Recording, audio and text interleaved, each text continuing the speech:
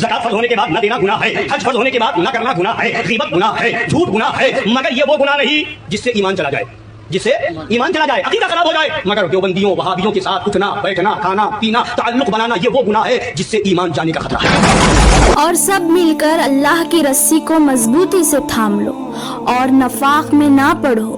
तुम पर अल्लाह का एहसान याद करो जब तुम दुश्मन थे और इसने तुम्हारे दिलों को जोड़ दिया और तुम इसकी मेहरबानी से भाई भाई बन गए।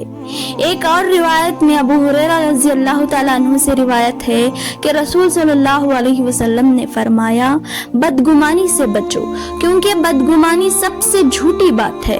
ऐब तलाश ना करो, एक दूसरे की जासूसी ना करो, एक दूसरे से झगड़ा ना करो, एक दूसरे से हसद ना करो, एक दूसरे से बुग़्ज़ ना रखो और एक दूसरे से मुंह ना मोड़ो। ऐ अल्लाह के बंदो, भाई भाई बनकर रहो।